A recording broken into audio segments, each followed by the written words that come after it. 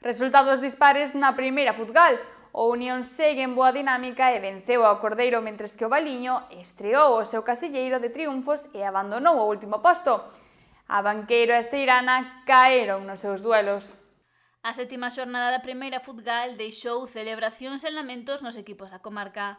No grupo 5, o Unión impúxose no seu duelo ante o Cordeiro para manterse cuarto. O Banqueiro non puido co Ponte Caldelas e encadea unha nova derrota. A nota positiva foi para o Valiño, que se fixo co seu primeiro triunfo da temporada ao impoñerse a golada e deixar o último posto do grupo. Como pechacancelas do grupo 2 segue a Esteirana, logo de caer co Boimorto. Os de Asados visitaron o Municipal de Baño, en Valga, onde se mediron a un rival directo na loita polo ascenso, o Cordeiro. Os dous equipos amosaron o porqué son o cuarto e o quinto clasificados do grupo 5, e a igualdade estivo moi presente, sobre todo na primeira metade.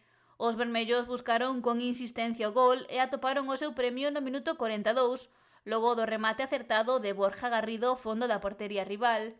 O descanso sentou ben a Unión e case na primeira xogada de perigo da segunda metade puxo 2-0 grazas ao tanto en propia de Alejandro Magariños. O Cordeiro intentou acurtar distancias, sen éxito. Triunfo traballado do Unión, que segue cuarto e encadea 2 victorias seguidas. Realidade oposta a que vive o Banqueiro. Os boirenses tiñan unha gran oportunidade para regresar á senda da vitoria, pero Ponte Caldelas impuxo a súa lei no chan da Barcia.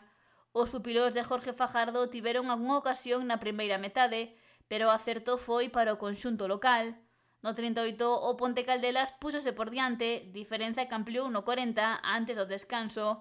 O Abanqueiro, pouco eficaz, non aproveitou as ocasións que xerou e o Ponte Caldelas si aproveitou os derradeiros minutos do choque para bater 2 veces máis a portería visitante para colocar o 4-0. Nova derrota do Abanqueiro que baixou ata o 10º posto da táboa. O Valiño estivo de celebración, xa que a sétima xornada chegou o seu primeiro triunfo da temporada. Os de Cabo de Cruz medíanse na casa ante un rival directo, o Agolada, e non deixaron pasar esta oportunidade de sumar de 3. Houbo que agardar ata media hora de xogo para que o Valiño se puxera por diante grazas ao gol de Daniel Ozores, vantaxe que ampliou no 41 e sono. Xa na segunda metade, o Agolada fixo un amago de buscar o empate e acurtou distancias no 55. O Valiño reaccionou no 67 co 3-1, obra novamente de sono, e no 81 Alejandro Valiño firmou o definitivo 4-1. Primeiro triunfo do Valiño, que se coloca penúltimo a un só punto da permanencia. No grupo 2, a Esteirana segue a pechar a táboa.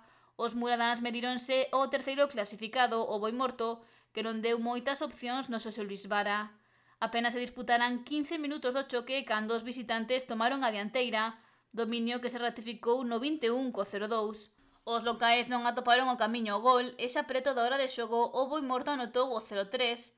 Nos minutos finais, Antón Olveira bateu a portería visitante para poñer o que sería o 1-3 final.